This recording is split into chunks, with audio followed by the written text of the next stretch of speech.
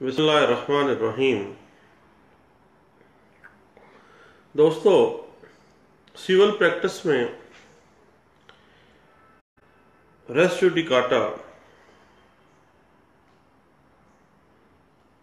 Section 11 of CPC 1908 एक बड़ा ही technical factor है जिससे सिविल प्रैक्टिस करने वाले और कॉन्स्टिट्यूशनल प्रैक्टिस करने वाले वकाला को आए रोज सामना करना पड़ता है। उसमें यह है, civil court has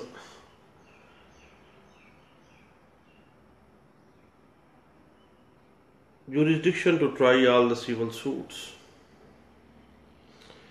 unless its jurisdiction is barred.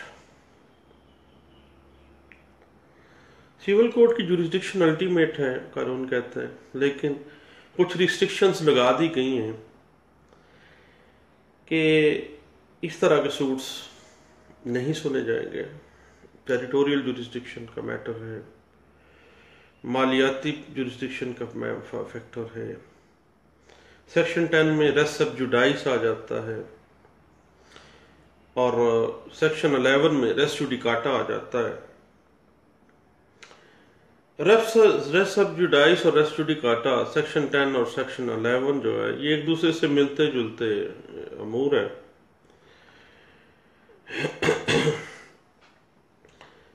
अभी हम डिस्कस करते हैं, गपशप लगा लेते हैं रेस जुडिकाटा पे।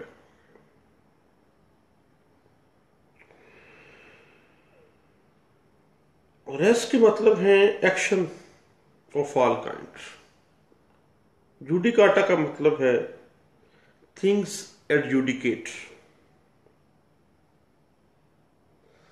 यानी रेस जुडिकाटा का मतलब है एक्शन ऑफ ऑल काइंड्स एडजुडिकेटेड, यानी मुख्तलिफ जो मामलात हैं, मुख्तलिफ जो एक्शंस हैं, उनके ऊपर फैसला किया जा चुका है। ये इसके लफ्ज़ी मानी है। बुनियादी तौर पे जो रेस जुडिकाटा का डॉक्ट्राइन है, ये एक ऐसा प्रिंसिपल है जो प्रोहिबिट करता है to file a suit in which the matter in issue in some of former suit has already been decided. Already एक cause of action, same parties हैं, सेम मामला है, पहले केस दायर किया गया, उसमें ये मामला तह पा चुका है, फैसला किया जा चुका है। कानून सेक्शन 11 के तहत इस पे बार लगाता है कि अब दोबारा आप उसी मसले को दोबारा रेज ना करें। कंडीशंस कौन कौन सी हैं रेस जुडिकाटा की? स्टैचू कहता है नंबर 1 पे matter in issue is same. जो पहले सूट फाइल किया गया था और जो अब सूट फाइल किया जा रहा है या किया गया है, उसमें सब्जेक्ट मैटर जो है, मैटर इन इशू जो है, वो सेम है और सेम पार्टीज के दरमियान पहले वाला जो डिसाइड किया गया है सूट और ये जो अब दायर किया गया है, ये दोनों जो सूट्स हैं, ये बिटवीन द सेम पार्टीज हैं, सेम टाइटल है और previous suit must be decided. जो पहले दावा दायर किया गया था वो डिसाइड किया जा चुका है। अब आप नया दावा लेके आ गए हैं, रेस जुडिकाटा अप्लाई होगा। लेकिन एक शर्त यह है, प्रीवियस सूट जो है must have been decided by the competent court, यानी जिस कोर्ट की लॉफुल जुरिस्डिक्शन थी, कॉम्पिटेंट कोर्ट थी, इख्तियार समाअत रखती थी, वो पहले वाला सूट उसी कोर्ट ने डिसाइड किया हो। रेस जुडिकाटा जो है बुनियादी तौर पे 2 किस्मों का होता है। एक्चुअल रेस जुडिकाटा ये है, स्टैचू कहता है कि if a matter is raised by the party and decided by the court, it cannot be raised in the new suit. एक मामला पार्टी ने उठाया, कोर्ट ने डिसाइड कर दिया, नई दावे में अब ये दोबारा नहीं आएगा, इसको एक्चुअल रेस जुडिकाटा कहा जाता है। दूसरी किस्म जो है वो थोड़ी सी टेक्निकल है, जिसको कंस्ट्रक्टिव रेस जुडिकाटा कहा जाता है। कंस्ट्रक्टिव होता है टका छुपा सा, जिसको आम लफ्जों में हम कहते हैं ना कि फलां के पास एक्चुअल पोजेशन तो नहीं है प्रॉपर्टी का, लेकिन कंस्ट्रक्टिव पोजेशन रखता है वो, यानी डक्के छुपे अल्फाज में, कागजों में।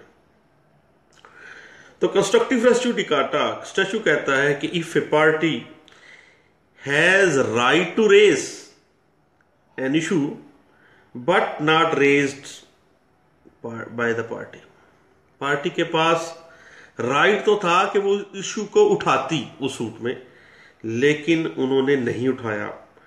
Deem to have been raised, ये तसव्वुर किया जाएगा कि वो उस वक्त राइट रखती थी इस इशू को उठाने का, तसव्वुर किया जाएगा कि उस पार्टी ने उस पॉइंट को रेज किया, and can not be raised in the new suit. अब उस वक्त उसके पास राइट था और उसने रेज नहीं किया, और ये तसव्वुर कर लिया गया कि जैसे उसने तसव्वुर कर सकता था लेकिन किया नहीं है, तो रेस जुडिकाटा इस पे अप्लाई होगा कि अब ये दोबारा इस इशू को नहीं उठाया जाएगा। ये जो किस्म है रेस जुडिकाटा की, इसको कंस्ट्रक्टिव रेस जुडिकाटा कहा जाता है। यही बात याद रखने के काबिल है कि res judicata section 11 of CPC जो है एप्लीकेबल है ओनली ऑन द प्रोसीडिंग्स के ऊपर है, कार्रवाइयों के ऊपर है। यानी एक पहले सूट डिसाइड करवा लिया, फिर नई प्रोसीडिंग, नया सूट लेके नई प्रोसीडिंग में आ गए हैं। बुनियादी तौर पे ये डॉक्ट्राइन क्यों इस्टेब्लिश किया गया है, ताकि मुश्किलात से बचा जा सके, अदालत का कीमती वक्त ज़ाया होने से जो है बचा जा सके। ये मुख्तलिफ बातें जो है ना जी ये वाज़ेह की करती हैं कि अदालत का टाइम बड़ा कीमती है और पार्टीज़ को खामखा एक दूसरे को तंग नहीं करना चाहिए। जब एक चीज़ एक दफ़ा डिसाइड हो गई है देन उसी के ऊपर इत्तफाक करना चाहिए, वो एक्चुअल रेस जुडिकाटा के तहत है या कंस्ट्रक्टिव रेस जुडिकाटा है, वो उसके ऊपर रिलाई करना चाहिए और नया सूट जो है वो बार होना चाहिए, रोकना चाहिए उसको। अब जो सेक्शन 11 है ऑफ सीपीसी 1908, उसके हवाले से चंद एक चीज़ें हैं जो हम डिस्कस कर लेते हैं। उसमें यह है कि जो आर्बिट्रेशन एक्ट की प्रोसीडिंग है उसके अंदर भी रेस जुडिकाटा अप्लाई होता है। यानी एक मामले का सालसी ने पहले फैसला कर दिया है, पर या पंचायत बैठ गई और फैसला हो चुका है, अब दोबारा सेम पार्टीज, सेम इशू और सेम सब्जेक्ट मैटर, सारा कुछ सेम और वही पंचायत दोबारा फिर आ गए हैं, तो कानून कहता है कि आर्बिट्रेशन जो प्रोसीडिंग्स हैं वो उसके ऊपर रेस जुडिकाटा अप्लाई होता है। एक दफ़ा डिसाइड हो गया, अब दोबारा नहीं इसको दायर किया जाएगा, नहीं फैसला किया जाएगा, एक फैसले के ऊपर दूसरा फैसला ना थोपा जाए। ये बात डिस्कस की गई 2017 CLC पेज है 466। उसके बाद बात टेक्निकल है थोड़ी सी कि 711 जो है अखराज दावा रिजेक्शन ऑफ प्लेंट जो है उसके ऊपर रेस जुडिकाटा अप्लाई नहीं होता, 711 पर रेस जुडिकाटा अप्लाई नहीं होता। ये बात डिस्कस की गई 2017 SCMR 172 में, 2016 है PLJ पेज है 19 और 2010 CLC पेज है 830। उसके अलावा अगर अदम अदायगी कोर्ट फीस एक दावा खारिज हो गया है तो रेस जुडिकाटा अप्लाई नहीं होगा, दोबारा दायरी की जा सकेगी। ये बात डिस्कस की गई 2016 CLC पेज है 28 और नोट 20 है। और एक और बड़ा टेक्निकल सी बात है कि जो पहले सूट दायर किया गया था उसमें मदई का क्लेम मुख्तलिफ था। अगर वो क्लेम मुख्तलिफ है, काज ऑफ एक्शन और स्वा सेम है लेकिन क्लेम डिफरेंट था, जो वो इस्तदा कर रहा था वो मुख्तलिफ थी, तो ऐसी सूरत में रेस जुडिकाटा अप्लाई नहीं होगा, क्योंकि मदई का क्लेम पहले में और था, अब नया जो दावा लेके आ गया है उसमें मदई का क्लेम और है। ये बात डिस्कस की गई 2015 CLC पेज है 1127 में। और लॉ ऑफ इनहेरिटेंस के हवाले से है कि हसूल वरासत के ऊपर रेस जुडिकाटा अप्लाई नहीं होता है। ये बात डिस्कस की गई 2014 YLR पेज है 1193 में। और सिविल कोर्ट के अंदर किसी जायदाद के हवाले से अपने राइट के लिए किया गया जो दावा है उसके ऊपर रेवेन्यू कोर्ट का किया गया कोई जो फैसला है उसके ऊपर रेस जुडिकाटा अप्लाई नहीं होगा, कोई बार नहीं है उसके ऊपर। आप अपने राइट के लिए सिविल कोर्ट में आ गए हैं, रेवेन्यू कोर्ट का जो पहले किया गया कोई फैसला है वो उसको बार नहीं करेगा। जो अथॉरिटी इस चीज़ को इस्टेब्लिश करती है और इसको सपोर्ट करती है वो है 2013 PLJ लाहौर हाई कोर्ट का फैसला है और पेश है 55। और दावा अदम पैरवी खारिज होने के बाद अगर दरखास्त बरामदगी दावा ना गुजारी जाए तो उसी काज ऑफ एक्शन के ऊपर दूसरा दावा जो है वो मेंटेनेबल नहीं होगा। ये बात डिस्कस की गई 2013 YLR में, पेज है 2000। बुनियादी तौर पे पर्पस क्या है रेस जुडिकाटा का, ये बात डिस्कस की गई 2013 CLC सुप्रीम कोर्ट है, पेज है 1236। Second suit would not lie on the same issue or cause after finally decided by the competent court। जब competent court ने एक दफ़ा फैसला कर दिया है एक ख़ास मैटर के ऊपर तो दोबारा इसी मैटर के ऊपर नया सूट फाइल ना किया जाए। उसमें यह है कि अगर दावा जदीद दावे की इजाज़त कि बगैर वापस ले लिया गया, विड्रॉ किया गया लेकिन इजाज़त नहीं ली गई अदालत से, तो दोबारा इसी काज ऑफ एक्शन के ऊपर जो सूट है वो मेंटेनेबल नहीं होगा। विड्रॉ करते वक्त इजाज़त लेना लाजम है। 2013 CLC पेज है 1417 इसको डिस्कस कर रहा है।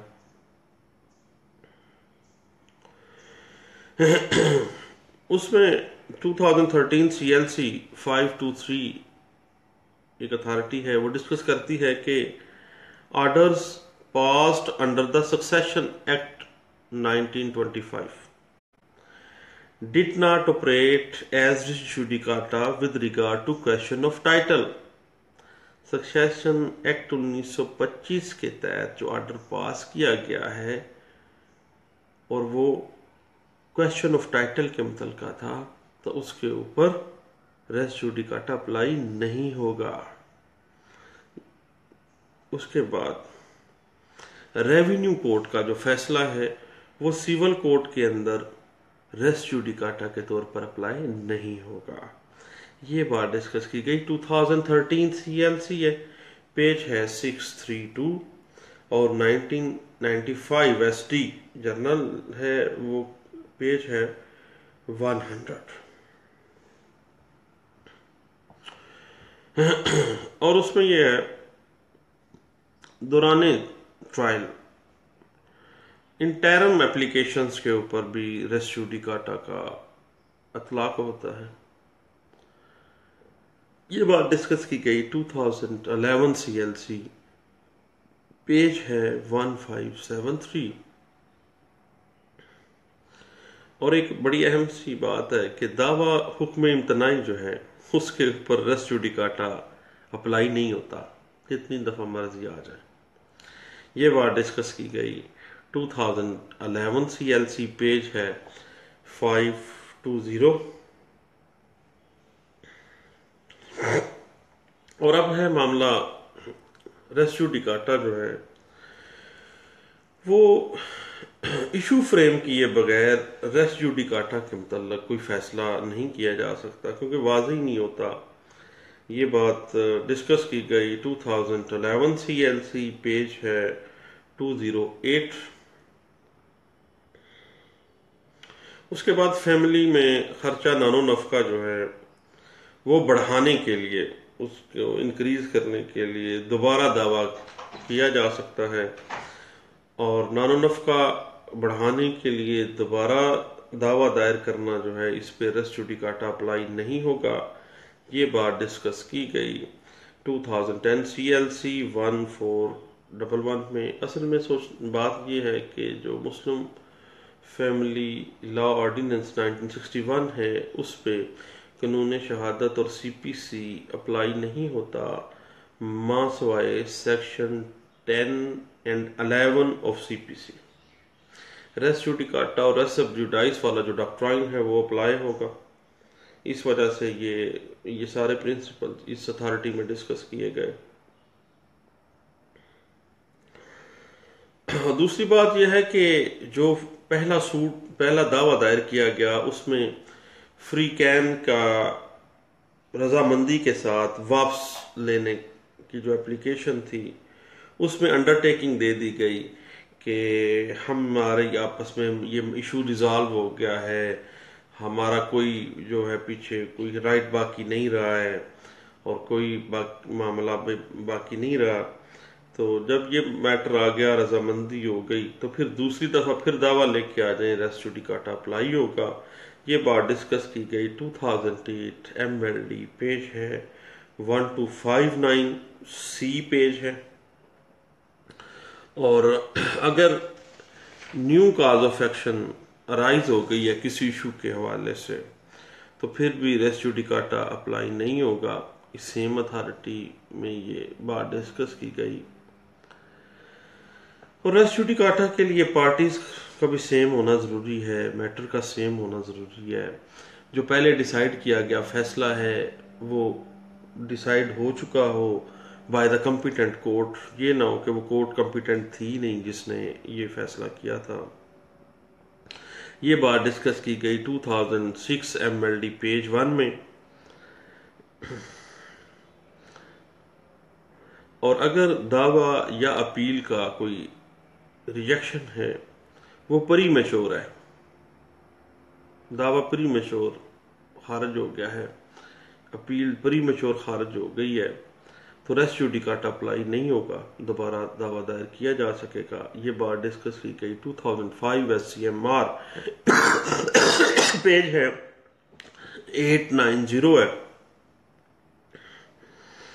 और अगर हम दावा विड्रॉ करते हैं, दावा वापस लेके इजाज़त ले लेते हैं कोर्ट से कि टेक्निकल ग्राउंड्स की बिना पर कुछ रह गया मामला, दोबारा दायर करेंगे, तो दोबारा दायरी के ऊपर रेस जुडिकाटा अप्लाई नहीं होगा।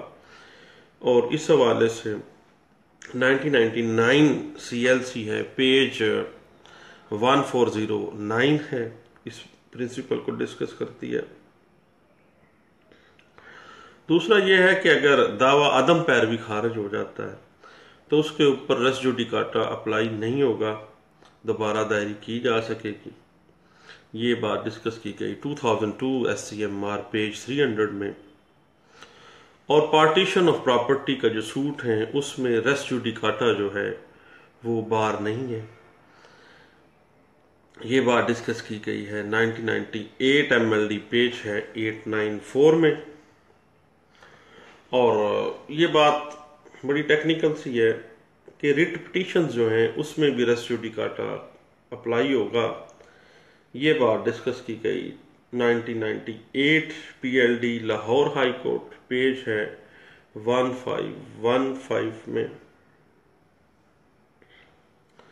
उसके बाद suit for position under section 9 specific relief act 1877 जो है उस सूरत में रेस जुडिकाटा जो है वो बार नहीं करता। ये बात डिस्कस की गई 1998 PLD लाहौर और पेज है 484 में। और रेंट कंट्रोलर का जो फैसला है regarding title of property, rent court का जो फैसला है वो सिविल कोर्ट में टाइटल के हवाले से रेस जुडिकाटा अप्लाई नहीं होगा। ये बात डिस्कस की गई 1991 SCMR 1376 में। और मामला ये है कि जो पार्टीशन सूट्स हैं, पार्टीशन ऑफ प्रॉपर्टी के सूट हैं, उसमें रेस जुडिकाटा अप्लाई नहीं होगा, क्योंकि जो काज ऑफ एक्शन है वो कंटिन्यूस रहती है, चलती रहती है, और नई काज ऑफ एक्शन अराइज होती रहती है, क्योंकि दावत वो जो जायदाद है वो तकसीम तो की नहीं जा रही, और जो को शेयर है वो डिस्टर्ब तो डेली हो रहा है, और ये बिनाए दावा जो है वो तो मुसलसल चल रही है, रवां है वो। ये बात डिस्कस की गई 1995 SCMR 284 में और 1987 CLJ पेज है 144 में। और एक और बात, एग्जीक्यूशन प्रोसीडिंग्स जो है ना, उसके ऊपर भी रेस जुडिकाटा अप्लाई होगा। कार्रवाई इजरा के अंदर रेस जुडिकाटा अप्लाई होता है। ये बात डिस्कस की गई 1994 MLD पेज है 1820 और 1992 CLC पेज है 1699 और 1990 CLC पेज है 1208।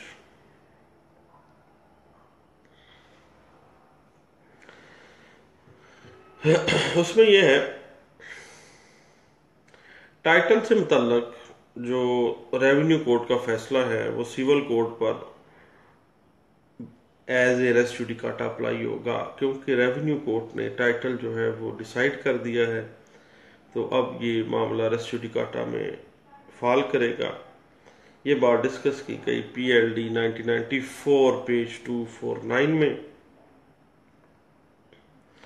उसके बाद यह है कि अगर दावा हुक्म इम्तनाई दायर किया गया, फिर वापस ले लिया गया, और फिर एक और सेम पार्टी सेम इशू के ऊपर दावा तमील मुख्तस दायर कर दिया गया है, तो उसके ऊपर रेस जुडिकाटा अप्लाई नहीं होगा, क्योंकि पहले हुक्म इम्तनाई का मैटर था, मामला और था, अब स्पेसिफिक परफॉर्मेंस में आ गए हैं, रेस जुडिकाटा अप्लाई नहीं होगा।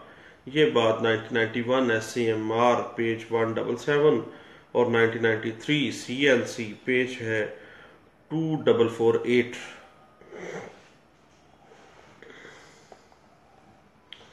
एक और बड़ा टेक्निकल सा इशू है कि अगर दो केसों की इकट्ठी समात फैसला अलग-अलग हो, अगर एक फैसले के खिलाफ अपील ना की जाए तो उसे दूसरी अपील में बतौर रेस जुडिकाटा तस्वर किया जाएगा। ये बात डिस्कस की गई 1993 CLC पेज है 2476 में।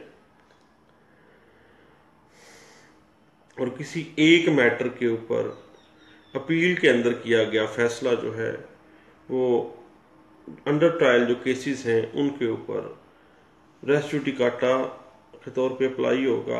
ये बात 1991 PLD सुप्रीम कोर्ट पेज है 1109, इसमें डिस्कस किया गया है। और रेस जुडिकाटा जो है वो कॉम्पिटेंट कोर्ट वाला जो मामला है, ये बात जहन में रखने वाली है कि ये ना हो कि बाद में पता चले कि जो पहला डिसीजन किया जा चुका है वो तो कॉम्पिटेंट कोर्ट ही नहीं थी, उसके पास दायरा इख्तियार समात ही नहीं था। तो ये चंद एक टेक्निकलिटीज थी जो सेक्शन 11 CPC 1908 हमें बता रहा है। तो आपका शुक्रिया मेरी बात सुनने का। अल्लाह हाफिज़।